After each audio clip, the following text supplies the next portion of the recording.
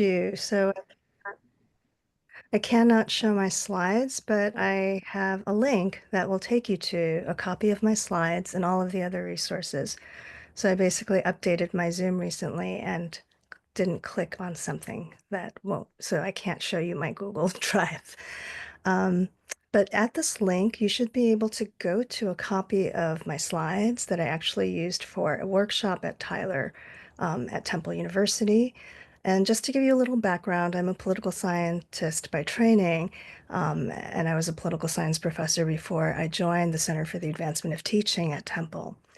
All right, And just to interrupt real quick, Linda, when I open the link, I get the Mhm. document, but then the first link that's also to another Google Drive is saying that I don't have access. So I think the Okay, settings let just me need to be try adjusting that. sure. Thanks for letting me know. No worries. So let's see. And Linda, if you like, one of us might be able to pull your slides up so that Sure, that'd we be can, yeah, great. okay. So I'm going to the drive and I'm at where. So ideally, you would look ahead at your syllabus and see, where are some potential areas where we might be bringing in difficult conversations, or there might be current events that are going to affect the classroom. I teach political science, so I have to do that. But for a lot of other folks, that may not be appropriate, but you can use the techniques that I'm sharing with you at any time.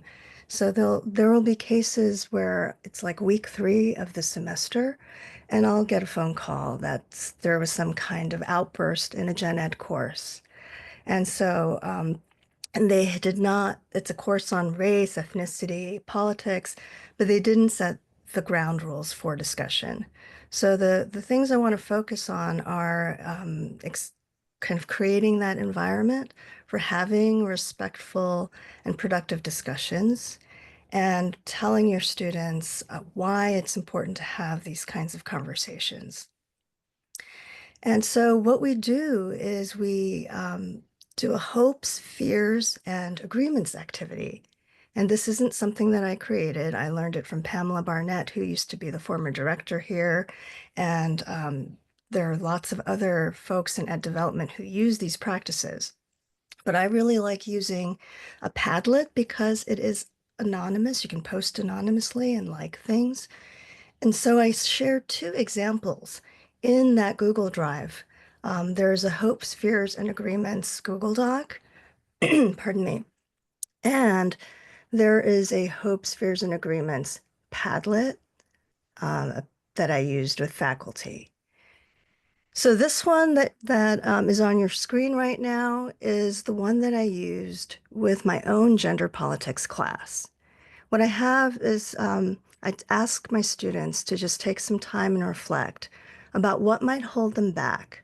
What reservations do you have? Like, what are your concerns and fears about engaging in conversations around what we think are challenging, difficult, or controversial topics?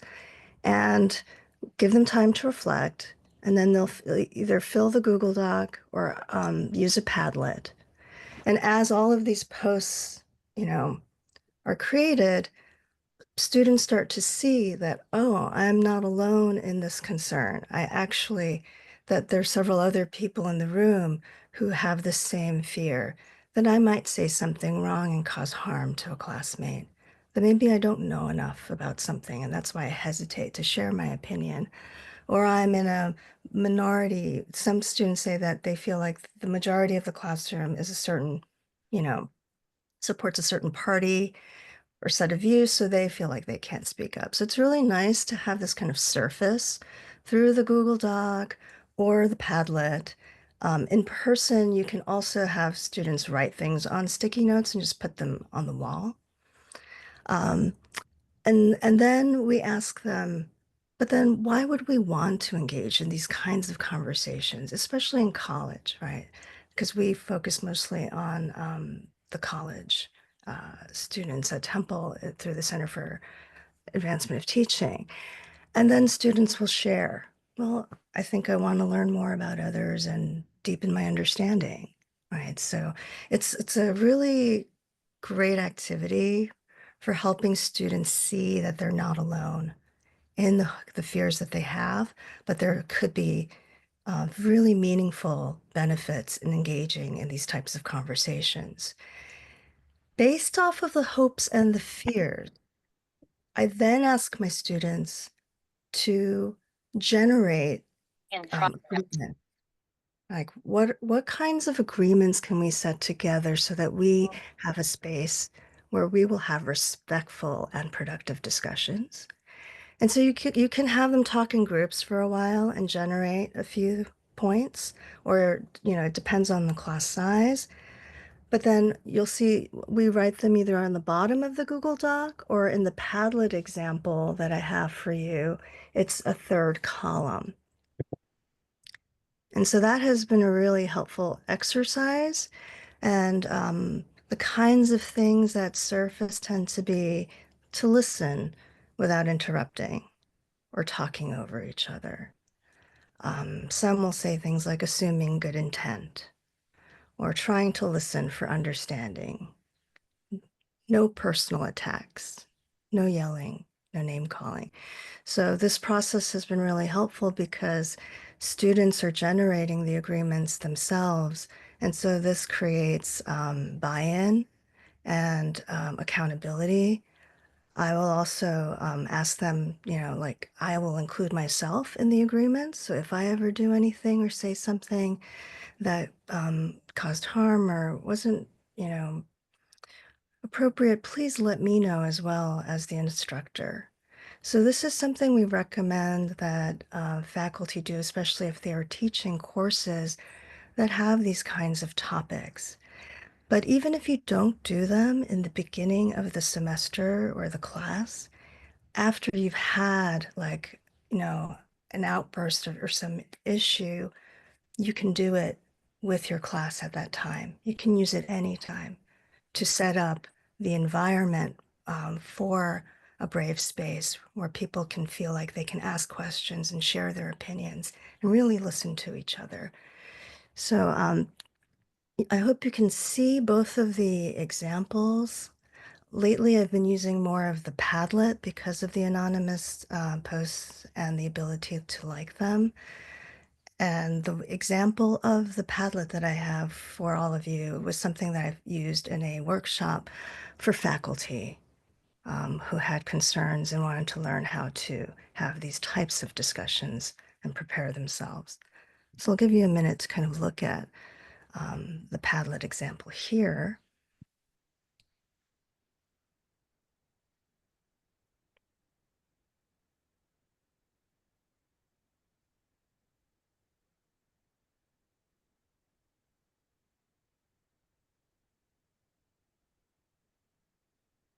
So this is something I've used in my own classes. I use it every semester that I teach. And we use it when we facilitate our Teaching for Equity Institute with faculty. And we've had feedback from especially those that teach Gen Ed and the specialized Gen Ed courses that focus on race and ethnicity, gender, political issues, that this has really helped to create productive discussion spaces. Excuse me, Linda. But yes, I beg your pardon. There's a quick question. Are the items in bold, does that represent anything? Other people have agreed with them, or is it simply that that's how they were written? I think that's just how they were written. It could have been someone that had access to the Padlet, like one of my colleagues was typing things for someone. Gotcha. Okay. Yeah. But yes, thank you. But of course, with all of this careful planning, and setting up an environment for productive discussions, we're all human beings. And with global and national, current events, whatever you're teaching at any time during the semester, you can have some kind of, tense moment, or students are just going to be talking about this because it's on their minds. And so we really recommend acknowledging if there is a major current event, tragedy, something that is on everyone's minds, it's better to acknowledge it. And there are studies that show that students really appreciate when their faculty recognize and acknowledge what is going on and the potential impact on their students and the communities the students belong to. But that doesn't mean you have to necessarily open up an entire class discussion, right? But acknowledging it is really meaningful and appreciated, and directing your students to any resources that might help them at this time, like for wellness or counseling or other spaces on campus where they can learn more about these issues. But with this planning, as I said, we'll have these so-called hot moments, heated, offensive, tense exchanges or outbursts in a classroom sometimes, because we're all human. We have emotions. We have different lived experiences and strong feelings about various issues. And so when that happens, we recommend practices that are in the other handout that is in the Google Drive or linked. It's a if you go to our election resources guide, you can find it under making a plan. It's the University of Michigan's preparing for hot moments. Sorry, where is that? If you go to the resource guide at the top and our election resource Yep. guide, yeah.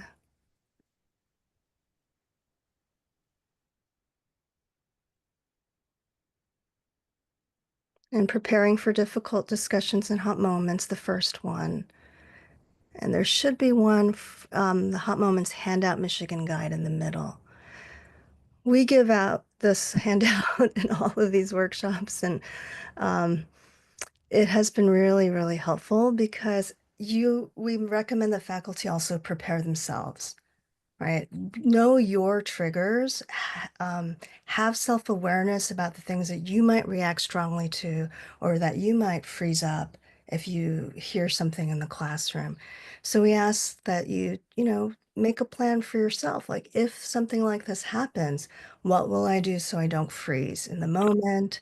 Um, and so just simple practices like just pausing, taking a couple of deep breaths, knowing that if you do not feel equipped or prepared to have this discussion, that it's totally fine to defer it, right? So you recognize something has happened, but you can say, I need for all of us to kind of process and calm down, and then let's regroup in the next class.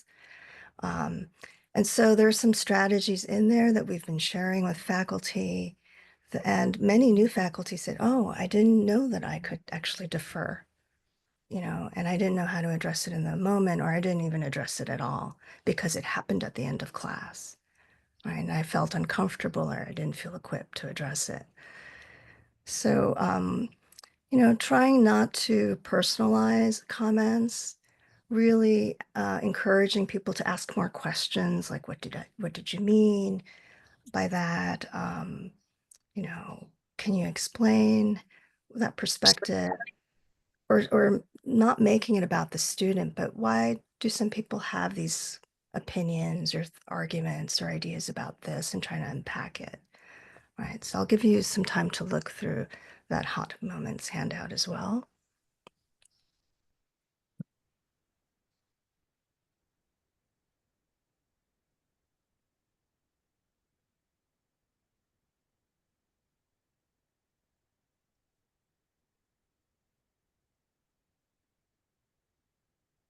And another thing that we really encourage faculty to do is to make sure that you know who your people are, that when these types of situations happen, that you know who to talk to for support and perspective and advice. So for new faculty in particular, we always encourage them to talk to a trusted senior colleague or have a discussion with their chair so the chair understands what's happening.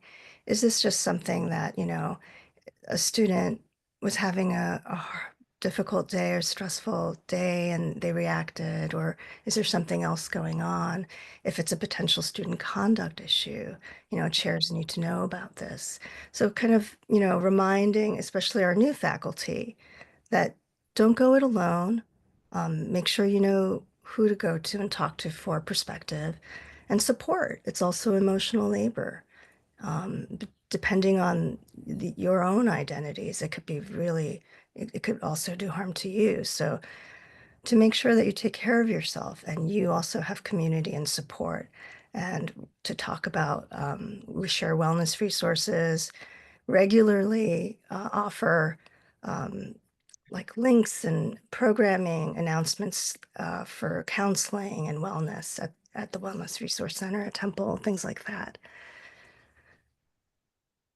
So I wanted to just share the activities and the handouts that we use the most at Temple when we are having workshops with faculty. But another activity that I recently learned was through Interfaith Philadelphia, and I believe I shared the link in the doc. So Tefenia Archie is the vice president of diversity, equity, and inclusion at Temple and the head of the Ideal office. And she works with Interfaith Philly, and I took a training with her, and we did a deep listening activity that I just found so powerful and helpful. Basically, what we did was we were in groups of 4, and one person was the storyteller and had 2 to 3 minutes to speak about some and shared a story about some difficult experience or challenge they had in talking about a certain topic. And then there would be in the group, one person was listening for facts, another person was listening for feelings, and then the third person would listen for values. So some of this overlapped a little bit, but it really forced each person to listen carefully and intently. We took notes. After this process, we shared out what we heard and we reflected on the activity and what we learned. And I found this really, really powerful and effective because even though people may disagree, you started to feel empathy for how others were feeling and experiencing things. And I thought that was really beautiful to have that kind of connection. Um, so those were the 3 things I really wanted to share with this group. All of my materials are available to you. So please feel free to use them. You can, but do attribute me and the cat when you're using them. But these are all here for you, and I'm sharing with you everything that we have been sharing with our faculty at Temple. And the selection resource guide, which is on our website, is something that I put together since 2020, and it keeps evolving. And if you have suggestions or comments for improvement, please let me know, or other resources we can include. Please feel free to reach out to me. Thank you so much, Linda. Really appreciate it. And for everyone, the link to Linda's slides and resources were included in the chat. And if you somehow still didn't catch them, just you can message me directly and I'll make sure that they get sent out again. And we'll include them again before the end of the session this morning. Also want to encourage you to put your questions in the chat. We will be going through and monitoring so that we can make sure that we are capturing everyone's thoughts and questions so that we can share them with our speakers when we get to our Q&A session. So Linda, thanks again. And I'll turn it over to Chris and Harris. Thanks very much, Janine. And I'm going to suggest, Harris, while I'm getting our slide deck up, you introduce yourself, and then I'll go from there. Sure, thanks, Chris. So I'm Harris Sokoloff. Chris and I have been working together on this Can We Talk project and the PA project for civic engagement. Well, actually, the PA project for civic engagement started back in the early 2000s. The Can We Talk project started 2017. Chris will talk more about that. But we've been doing civil dialogue work in the Philadelphia region and around the country, actually, since about 1995, focusing on everything from large community issues, a variety of things, school budgets, superintendent searches, strategic visioning in schools, developing a civic vision for the city when Michael Nutter was running for mayor, and developing a civic vision for the Central Delaware. And when Chris will talk more about how we got started with this, but while we were doing all that, Chris and I actually had day jobs. My day job was working with public school superintendents in Pennsylvania, New Jersey, and Delaware. running small learning communities for them. Chris, you're up, so go for it. Yeah, and so you can sort of see my background in the door through which I entered this work was as a journalist. I was editorial page editor at the Inquirer, and I ran the news division at WHYY for a while.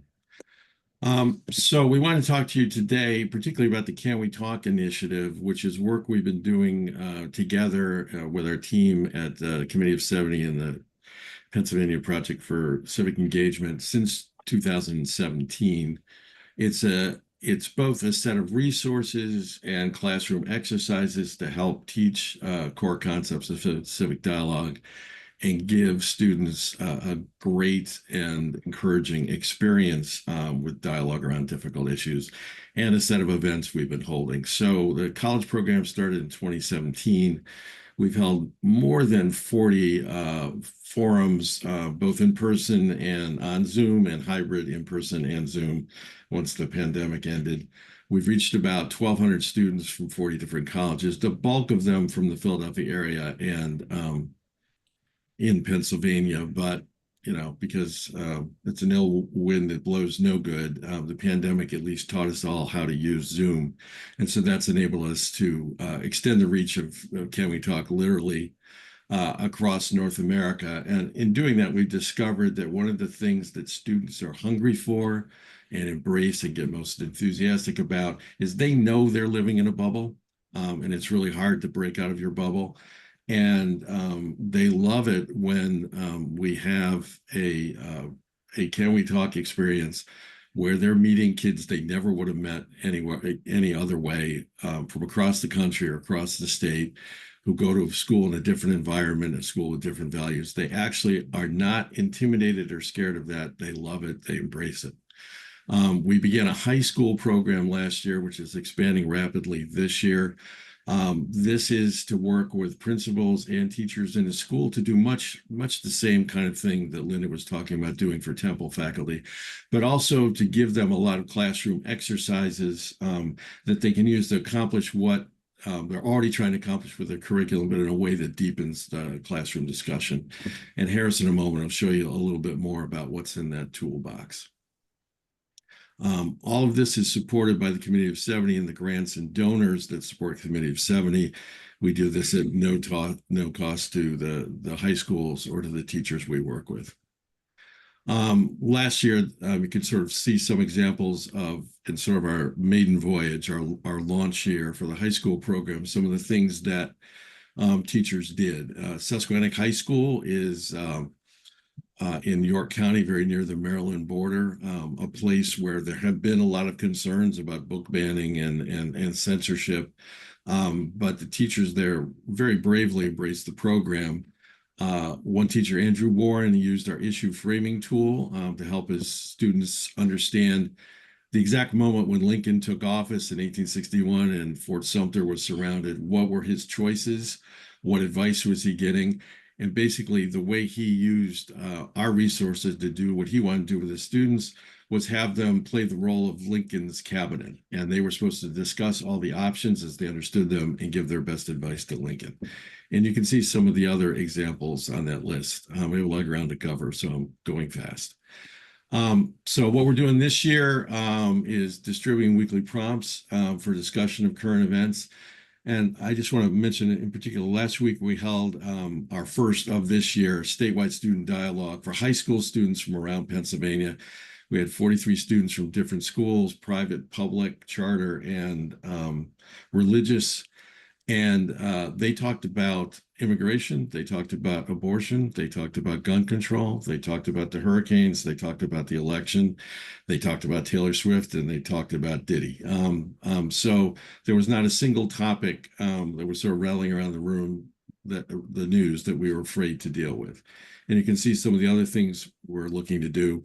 We're also, for those of you who are college-based, for the last 5 or 6 years, the Can We Talk college dialogues have been run out of Penn and Drexel because of some of the agonies that those two institutions are going through right now. We don't have clear sponsorship from either of them right now, so we'd love to find new partners among local colleges, and particularly one who'd be willing to host the next College Can We Talk.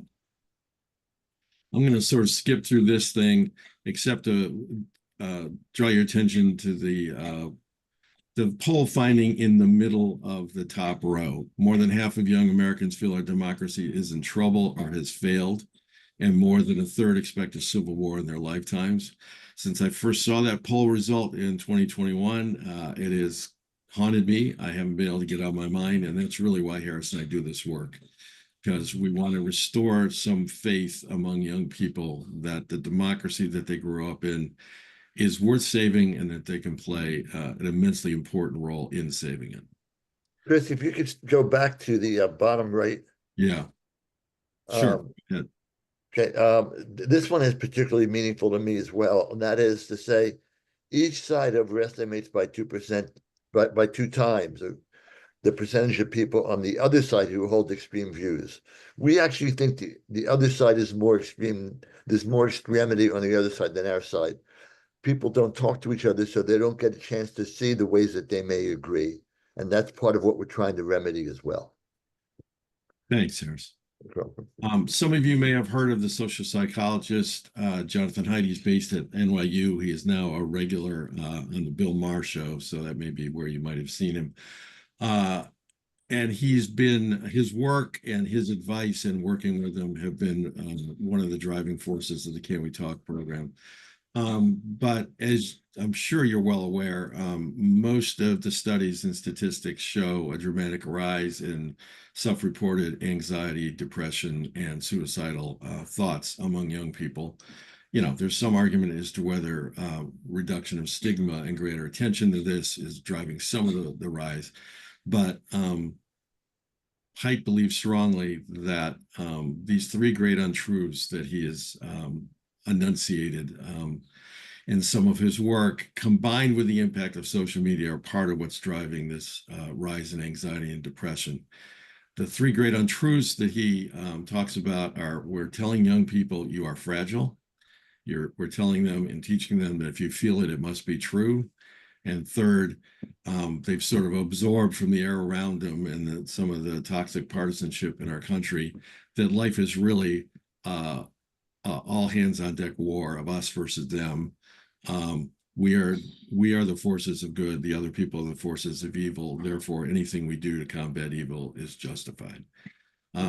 So part of our work is to help young people sort of identify these thoughts in themselves and try a different way of approaching discussions around difference of opinion and difference of values. So we think civic dialogue is definitely a part of the remedy, both for the psychological issues that young people have and the general polarization of the country. We think it has many, many practical benefits. And in teaching the seminars we've taught at both Penn and Drexel to students there, we've emphasized that what we're doing is not some sort of ethereal theory. It is a set of very practical concepts and skills that you can put to use in the classroom, in the dorm, in your interactions online, in your interactions with family. We're all probably right now thinking about that Thanksgiving dinner table and how we're going to deal with Uncle George or Aunt Mary and the things that usually go wrong. So they're real practical level skills. And they're also, for organizations, for workplaces, for community groups, they're a way to have a better and more a fuller discussion of what should be done. And often that discussion leads to fresh solutions. And I love that Linda's slides also started with the same idea. So we're working on the same path, Linda. We have 6 core principles for the work we do. We're just sharing one of them with you today because, you know, time is short. But our key principle is create a brave space, not just a safe space.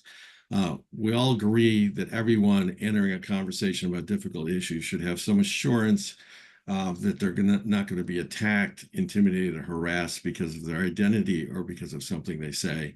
But the idea of a safe space, we think, is necessary but not sufficient to create the kind of discussions we need to move this democracy forward and help communities reach effective and fresh solutions for their problems.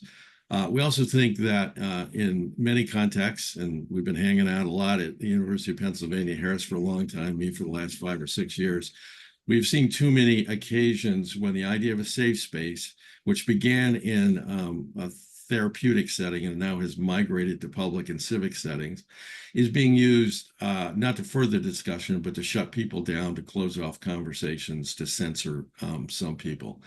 So we prefer, at the top of every Can We Talk meeting in our course on the first day, we spend a lot of time around this idea of a brave space.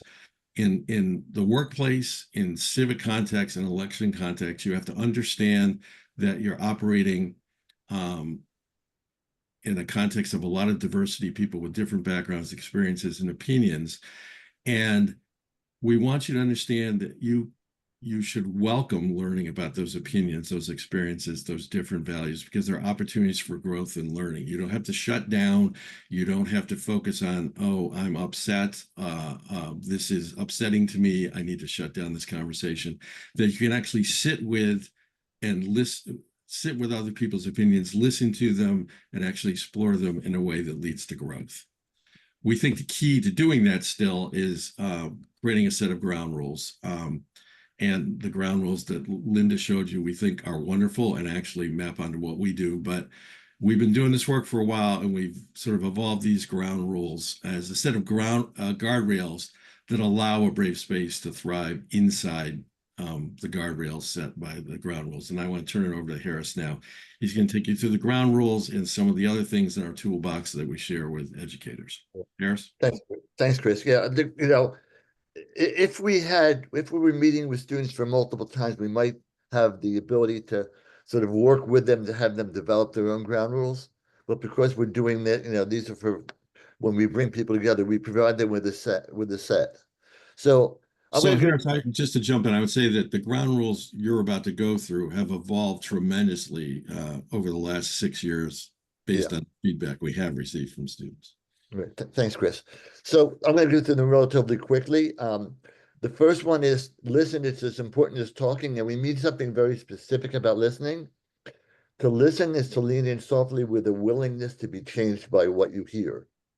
And we're talking tiny change here, not big change. A change like, oh, I hadn't thought of it that way before. Or, I have to rethink what I've been thinking. Or, gee, you believe something differently than I do, and you're not such a bad person. Maybe we have more in common than I think. So willingness to be changed a little bit by what you hear. Chris, next slide.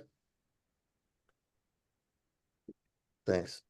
Make room for everyone to speak. No one dominates. I mean, we've all been to the meeting where there's one guy, it's typically a guy, who thinks that the reason for the meeting or the question and answer period was so they could pontificate and everybody else could listen. If they follow the first ground rule, there will be room for other people to speak, so everybody has a chance to speak.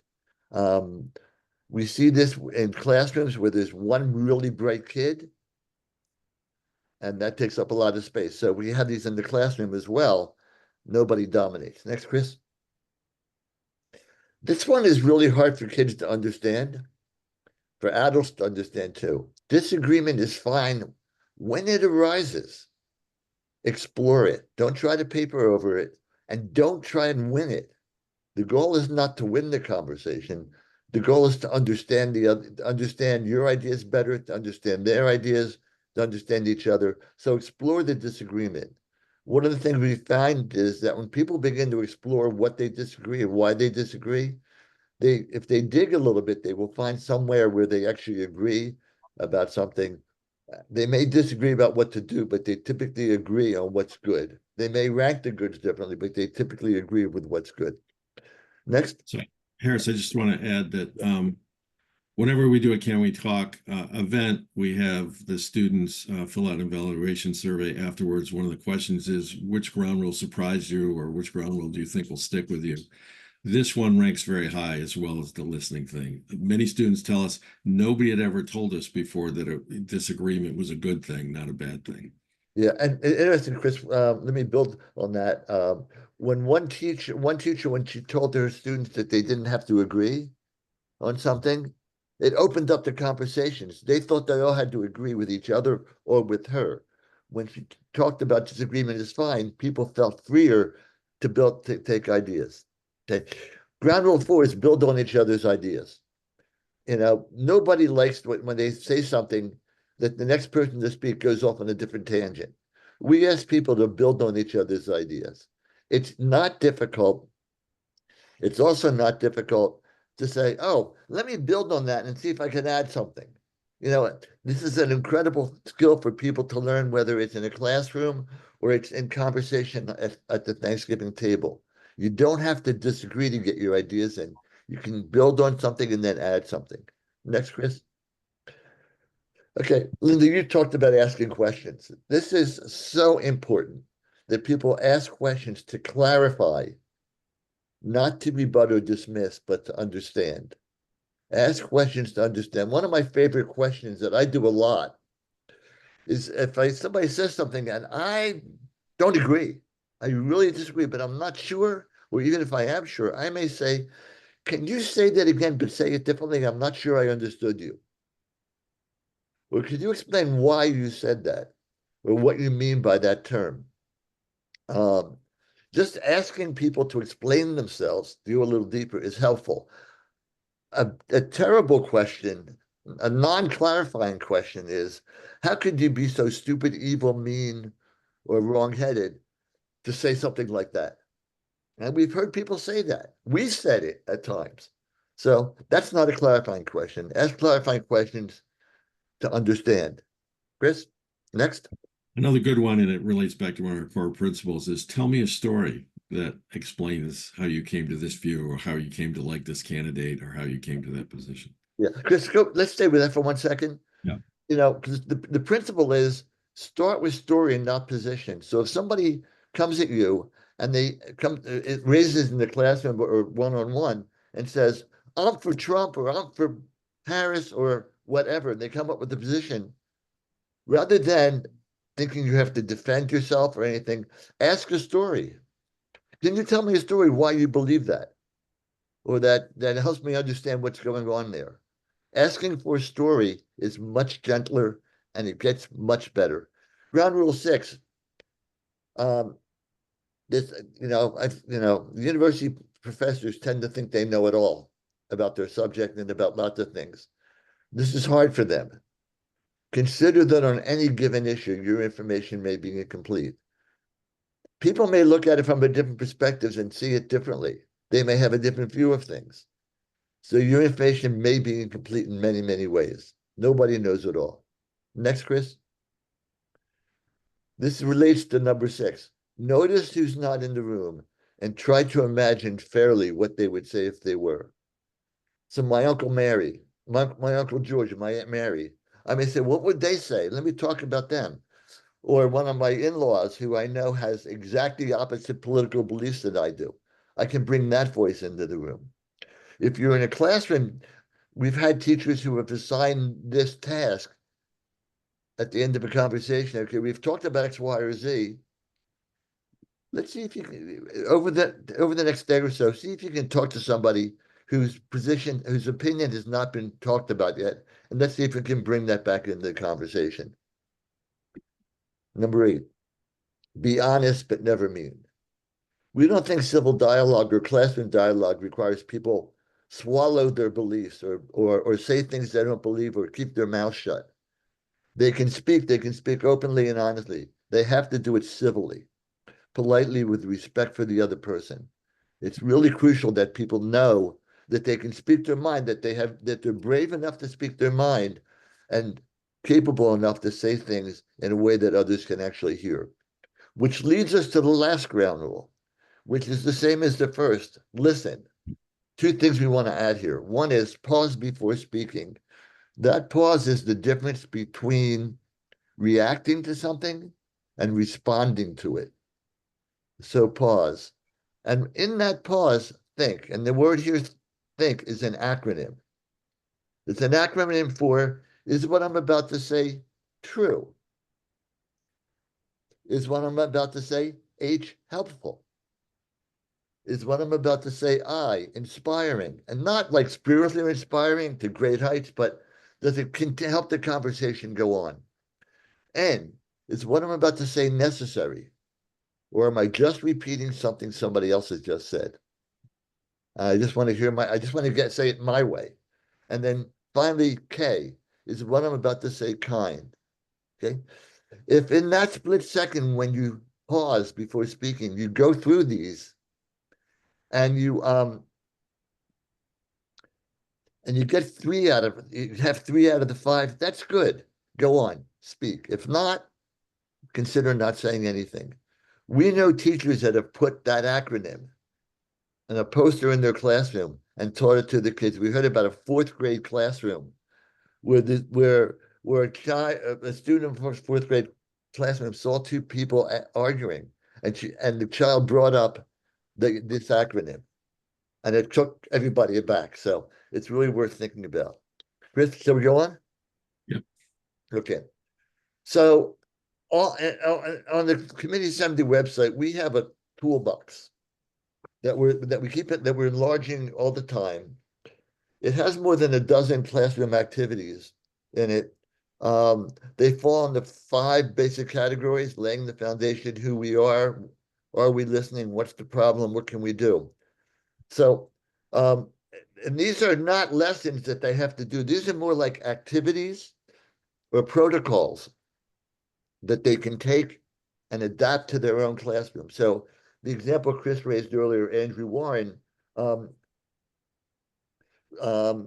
combined a lesson from what's the problem and what can we do, and he adapted it for his own classroom.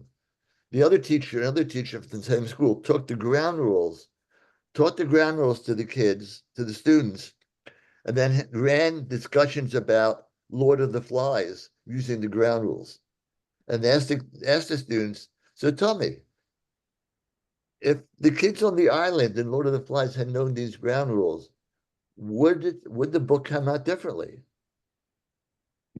One of the students in his class said, why didn't we learn this stuff earlier?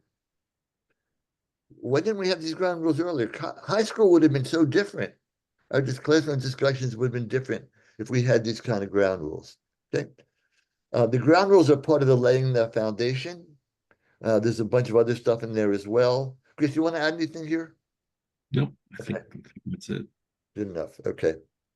So I know we're going to have a little Q&A at the end, so we'll wait for that, but we'd love to hear your thoughts about any use you can imagine making of the things we've shared, and the idea of maybe staging a Can We Talk discussion in your own environment. But thanks very much for being here, and thanks for your patience listening to us. And back to you, Janine. Thank you so much, Chris and Harris. And we're really starting to get some great questions coming in. So I think we're going to have a very rich Q&A session. Love hearing about how teachers and instructors are using this in their classes. Love hearing the light bulb moments that are going off for the young people. So that is very exciting. So Jenny, I'm sorry, just one Sure. thought. Hillary put in the chat a link to everything we've just said, to all the materials in the toolbox and some other things as well as teacher comments and their adaptations. Yeah. Thanks, Super quick, if I could jump on Maureen Qual's question. Sure. That's one of our favorite things about the project. Students who've come in through the door of going to the College Can We Talks or taking our seminars at Drexel or at Penn now make up about half of our moderator corps that we use to run the events with students. And again, the students really love having a moderator guiding their discussion who's only 3 or 4 years older than them. And you know, I don't know if you noticed, but we're 2 old white guys. So it has been really great. We have essentially an advisory board of students who've been with the program for 3 or 4 years. We never come up with prompts for any event that we do now without consulting first with them. You know, like, what are you guys talking about? How should we frame this? Sometimes it's just the language we use. They say it's kind of off-putting, you know, put it this way. So we listen very carefully to our student advisors. Thanks, Chris, and thanks, Harris, for pointing out that Hillary had put that in the chat. And again, we'll make sure that everybody has both Linda's information and the information about the Can We Talk series. We'll just run it again in the chat by the end of the session. With that, Abby, I'll turn it over to you, and you can let folks know what you've been up to. Sure, thanks. Hey, everybody. My name's Abby Ellis. I'm the Executive Director of Mentor Independence Region, and I'm sharing with you a little bit of a different take on this than my fellow panelists, I think. We are a mentoring organization in that we help others strengthen their mentoring strategies. And so I want to tell you about a project that we did that sort of focuses on young people's relationships with adults. I think this is an important contextual factor for all of these strategies that we're talking about in having meaningful dialogue during difficult discussions. So I'm going to tell you a little bit about our project and some of our findings and some of the solutions I'm thinking about, but please know this is not fully baked at this point. I'm interested in your feedback, any resources you know of that might help me to complete the picture here, but I'm excited to share it with you. So give me a second here to share my slides. I should put my glasses on. Okay, can you all see my PowerPoint? Yeah, okay, all right, great. So we are calling this Unlocking Youth Perspectives, Fresh Insights on Modern Relationships. I want to tell you a little bit about the project that we've been through. Skip over that. So we as a team were really, about 2 years ago, we're really thinking about how do we level up in the work that we're doing? How do we ensure that our services that we're providing to organizations result in more meaningful interactions for young people? And so we're thinking through the context for young people as we're coming out of the pandemic. Keeping in mind that there's some new research that shows that Gen Z is reporting lower levels of mentorship for the first time in decades. For decades and decades and decades, the next generation was reporting higher levels of mentorship. Gen Z is reporting lower levels of mentorship. And when we split that up into older Gen Z and younger Gen Z, the number drops even further, which is an inkling of this disconnection that young people are feeling. We also know there's this loneliness epidemic that's out there that was really exacerbated by the pandemic. I know I have a 14-year-old. She basically grew up in her formative social years in the pandemic and is very much a homebody. And we were feeling very much that sort of the pre-pandemic methods of mentoring, and more broadly, we think about mentoring as in a broad term, really about sort of supportive relationships with adults, that we needed to really evolve our strategies, that the old ways of working with young people were not working. And these sort of data points were telling us those kinds of things. And so we put together this project to ask young people throughout the city of Philadelphia about their access to supportive and caring adults, about the quality of their relationships with adults, and then about what adults need to do to show up more from their perspective. We do have a lot of conversations with adults who are working with young people, but really wanted to turn the table and talk to young people directly about what they want from us. What are we doing wrong? What are we doing right? What can we do more of in order to support them? We are also a bunch of old white ladies and realized that we could not do this work alone. And so we uplifted a youth advisory group. We reached out to some of our partners and engaged 5 young people between the age of 18 and 24 to do this youth participatory action project with us. So we sort of knew what we wanted to ask and engaged them at the very beginning, and paid them to support us in this process around sort of how do we get to young people appropriately? How do we ask the questions in the right way? What's meaningful to them? So we continue to be involved with them. They're continuing to help us shape this project that is not yet fully baked. And then once we sort of worked with them to refine our concepts and put together a focus group protocol. We reached out to these wonderful groups and partners to speak with their young people about what was happening for young people. And I see some folks on the call are a part of these groups, so I'll say thank you to you again for letting us come in and talk to your young people. Our ultimate goal is that we'll be able to influence programming with adults and young people in a way that young people have told us they need. So that's sort of our end goal here. And I'm just going to jump right into some of the findings that we had. I'll just note that we ended up talking in focus groups to 76 young people across the city of Philadelphia. We talked with student leaders. We talked with kids who are in danger of dropping out of high school. We talked with kids who are already disconnected from school and work. We talked with a broad cross section of young people, all between the ages of 16 and 24. And so I've organized this sort of because we're a mentoring organization around mentoring, but again, I encourage you to think about mentoring in broad terms and more. We asked them specifically about supportive relationships with adults, which I think is most of the context that we're talking about here. And so we asked them really like, what are mentors doing right? And they identified some of these key concepts. One of them is about mutuality, right? Very much a push and pull, a respect for boundaries, a genuine care in that relationship. They talked specifically about having an unbiased perspective and about listening without fixing, which I have heard some of my fellow panelists speak to as well. They're asking for that. And then they also said mentoring done right can help them to encourage them. They talked a lot about encouragement, providing them with constructive feedback. So I know it seems like sometimes they don't want to listen, but they really are seeking constructive feedback from us. And opportunities, help connecting to opportunities that will help them grow and thrive. That's what they told us mentoring done right looks like. And then they told us about mentoring done wrong. And they had a lot to say about this.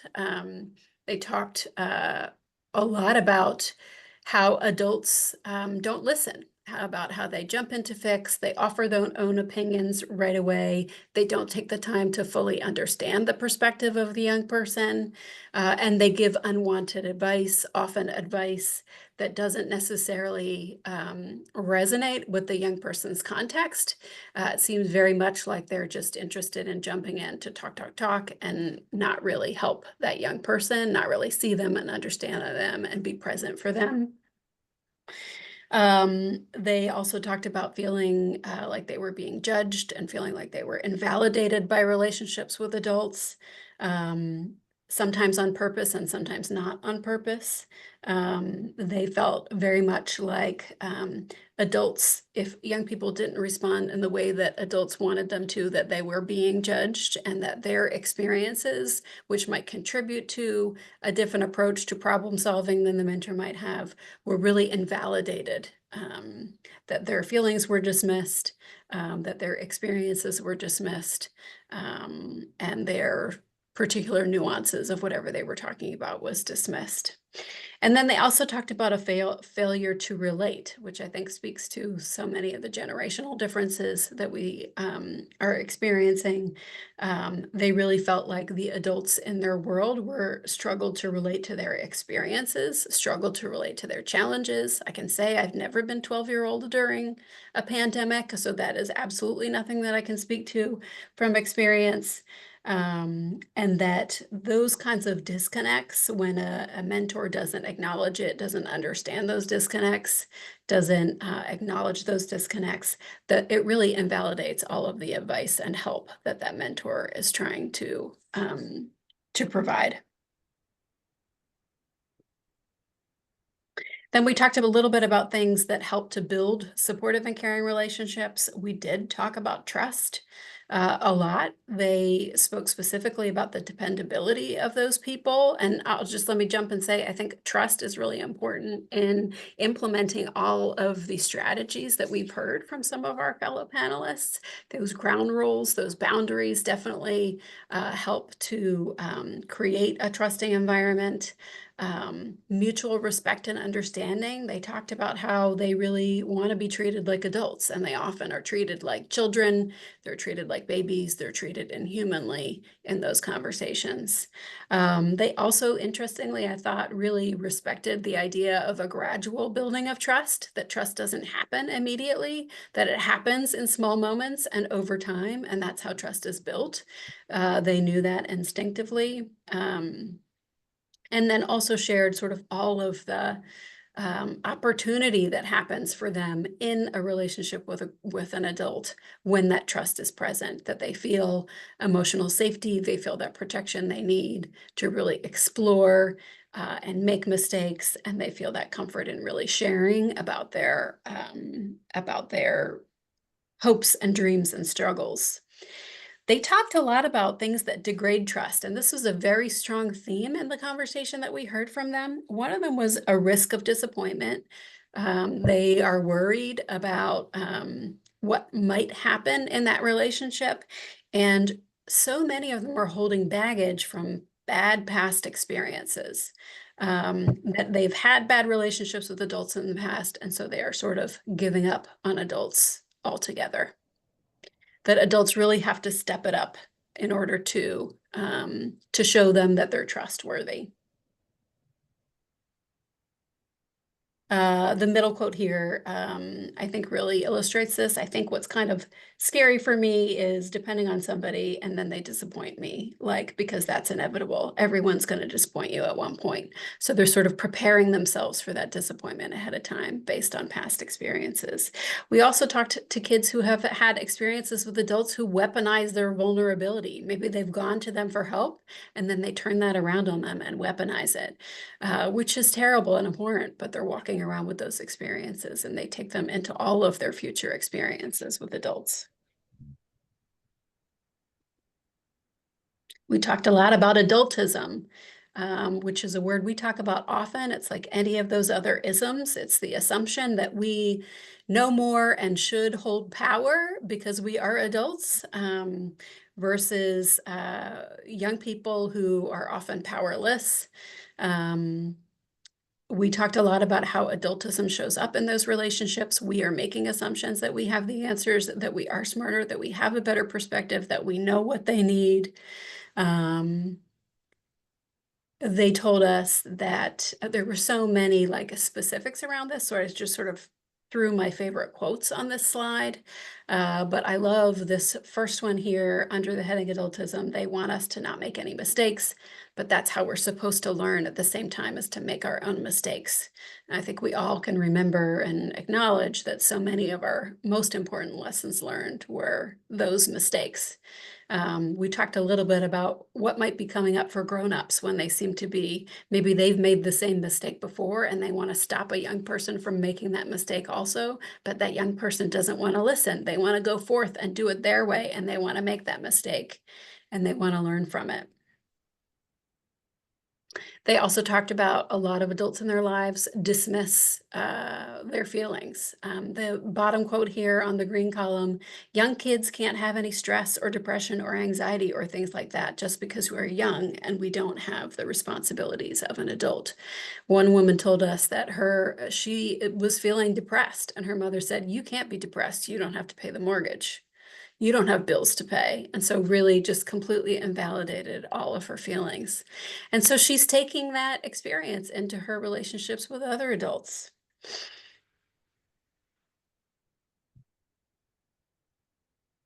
We also found some other things about, we asked them about how important it was to have a caring and supportive adult who was the same race as them. They sort of told us both things. Sometimes it's like a warm comfort type of John. I can't even say that with a straight face, but that person did. Like they're actually there for you. They know what you went through and they grew up the same way as you, whereas others really felt like they wanted to have access to people who were different from them to gain different perspectives and different opportunities as well. We talked a lot about mentorship as a fluid concept. We as professionals often think about mentors outside the home versus parents and caregivers inside the home, and their lives are not like that. And it took us a little bit of time to sort of hear what they were saying about that. So folks could be a caregiver and then maybe they're living with somebody else and that person is a mentor to them. That mentorship is really fluid. We talked a lot about how family relationships impact what they're looking for in relationships with adults as well. It seemed that kids who did not have the supportive and caring relationships at home with their parents and caregivers were really looking for that in mentoring relationships, whereas young people who had that with their parents and caregivers were really looking to mentors for different perspectives, access to new opportunities, new doors being opened for them. And then something that we heard throughout many of our focus groups is that young people are pretending to respect us until we have earned it. They know that we expect them to respect us because we are older than them and we are accomplished and we are experienced. And they will pretend to do that to keep the ruse going until we either blatantly disrespect them or earn their respect. They're wise to all of those things. I know I grew up in a time when we were told to respect our older elders. Maybe we did, maybe we didn't. I'd have to think back a couple of years for that. But I thought this was such an important point that was brought forth by more than 2 or 3 individuals. They're just pretending. And then we went back to our youth advisory group and we said, okay, because we included them, they helped us transcribe the data, they helped us code the data. So they've read through all of these transcripts for these 7 focus groups. And we said, okay, after everything that we've learned, we showed them the slides I just showed you. We said, what is the most important thing? And they told us that these are the most important things in relationships with adults, that boundaries are really critical, both for them and for the mentor to have those. They talked a lot about how respect needs to go both ways and really dove in about relationship agreements and norms, that those kinds of things should be enacted, which I also heard in terms of dialogue for my fellow panelists. That sort of setting the stage for what's going to happen, what's not going to happen, can guard against those disappointments, those disrespectful interactions. And they also told us that young people are ready for hard conversations with adults, but adults are not ready, which we really had to sit with for a moment. They really feel like adults are not ready to have these conversations with them. They're ready, they're open, they're willing to listen, they're willing to be wrong. But adults in their circle are not willing to be those things. And so their conclusion is that adults are not ready. We also talked a lot about a theme that we heard about young people not wanting to ask adults for help at all. But one of the participants told us, I'm done with mentoring. I'm done with adult help as a 17-year-old high school student.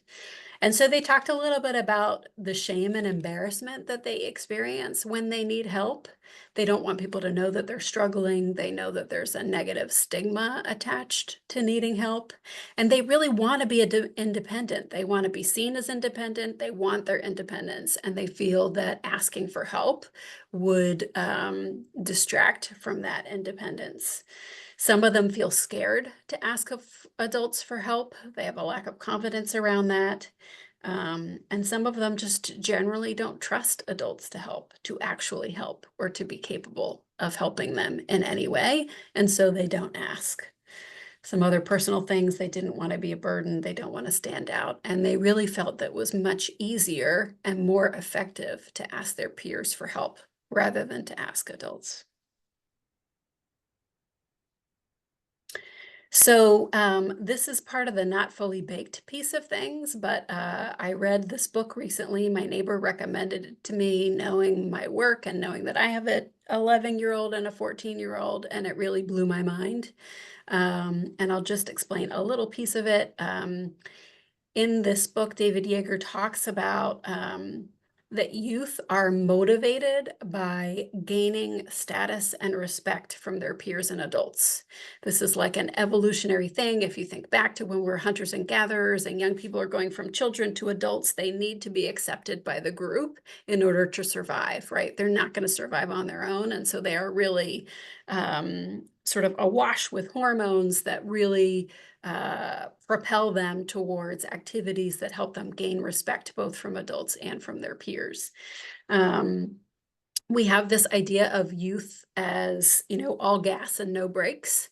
And I think what he's saying is that that's not true, that young people have full capacity of their frontal brain lobe, and really talked about, how much strategy and planning and patience and foresight is needed to like hold a house party when your parents are out of town and not get caught, right? Or sneak out of the house to go take a bus downtown and, I don't know, whatever kids do downtown. That there really is a lot of strategic ability in young people. They're just not using it the way we want them to use it. They're using it for opportunities that help them to gain that respect from their peers and from adults as well. So David Yeager really talks about using a mentoring mindset throughout employment opportunities, throughout teaching opportunities, parental opportunities, and others. He kind of marries the literature from all of those sectors together and sort of names it the mentor mindset, which of course appealed to me. He talks about this high demand and high support approach. An enforcer attitude might be high demand, but I'm not going to support you to meet my high demands. I forget, the loosey-goosey person might say, oh, I'm going to support you, but it's okay if you don't meet my high demands. A mentor mindset is about embodying both of those things. And so he has just a couple of tips here, and I'm still reading through the end of the book between you and me, so I don't have all the information about all these things, but I'm excited to get it. He did talk specifically about when you're trying to have a conversation with a young person, these tips: to ask them, don't tell them, right? Invite them to do something, but don't tell them they need to do something. Honor their status and don't invoke yours. So I actually, after I read this chapter, I actually used it on my 5th grader for a difficult conversation and said, hey, you're a 5th grader now. You really got to step it up in reading. I don't know what's happening here. And he was like, yeah, you're right. He totally was finishing my sentences for me, tried to really value him and his position in society without comparing it to mine. He talked about validating and explaining and not diminishing. So being upfront about what challenges are there, what they might experience, and sort of what the implications of that are, rather than trying to hide those things, hide the consequences, hide the yucky stuff. And then presuming agency as well. When you're having those conversations, assume that they are human beings with agency, that they might choose to do it, they might not choose to do it, but honoring them in that way, giving them, it's tough to do as a grown-up, but giving them the space and latitude to opt in. And then he talks about these mentoring mindset practices as well. And he goes into detail for them, but I'm seeing that I'm just about at time, so I'm not going to go into them very much, but would welcome an offline conversation about all these things, especially after I finish reading the book. And I'm also interested from all of you, if you have resources that align with these ideas and help tips to help adults show up better for young people. And I'll just pause there and pass it back to you, Janine. Thank you, Abby. I appreciate that. And I put the link to the 10 to 25 book in the chat for folks. Thank you, Maddie. It was amazing. So that folks could take advantage of that and maybe take a peek at that book. I have several questions. I'm going to try to get through them in our last 15 minutes or so. I'll go back to the beginning. So for Linda, if I may, you talked about the training and the sort of work that happens for Temple faculty and staff around this sort of thing. and you talked about the Interfaith Philly session that you went to around deep listening. Can you recommend, for those of us who aren't Temple faculty and staff, other places that we might go to get this sort of training? There are actually a lot of resources online for managing difficult conversations, so I can add them to the resource guide. So there have been a couple that I have included, I think. Let me go check. In the election resource guide, I think may have shared some of them. Okay, wonderful. Hmm, Thank you. And I'll re-put that in the chat for those that may have yeah. come in a little bit late. There's the Um, Difficult Dialogues National Resources Center. Sorry, Janine, I didn't right, mean that's okay. That's great. Um, Harris and Chris, you probably won't be surprised to know that there are a lot of questions and comments about how folks can get their own students involved in the Can We Talk programs, how you can be trained to be a moderator, and any plans to start in middle school. So let me start with the middle school question first.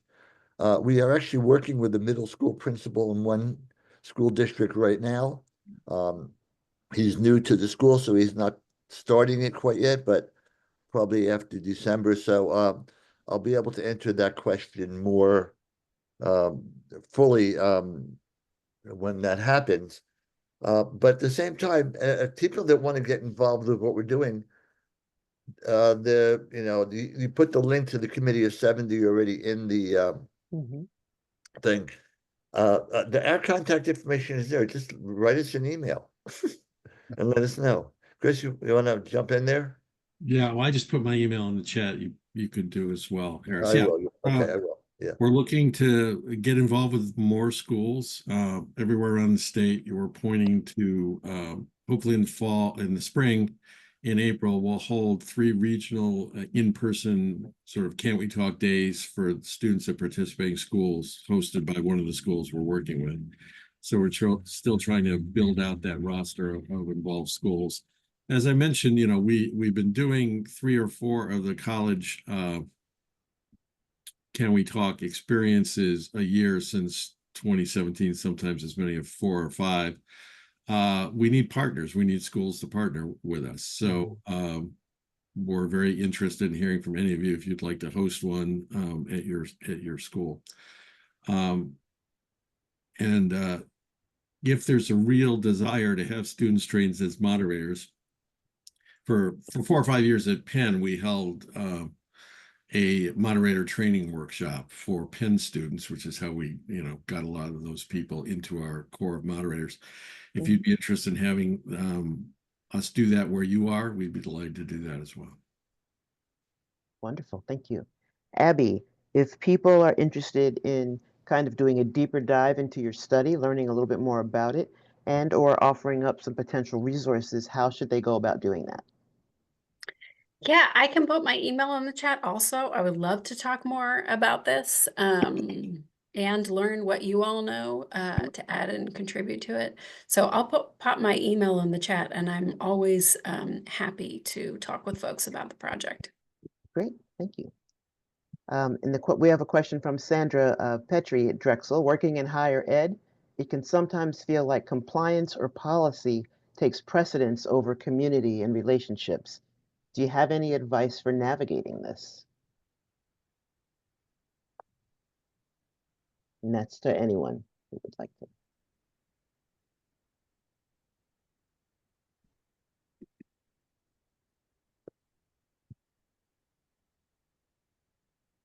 It might be helpful if I give you an example.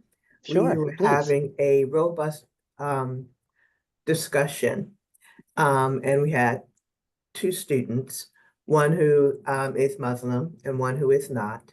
And there was a conversation going on about the support of what was being called the Trump Muslim ban. And that discussion, of course, got heated. And we believe we were feeling very validated by this discussion that we handled it well. But there were some who thought that it should have been reported to our EIC office because it could have what's the word? It could It have could have violated our like anti-bias anti-bias. policy.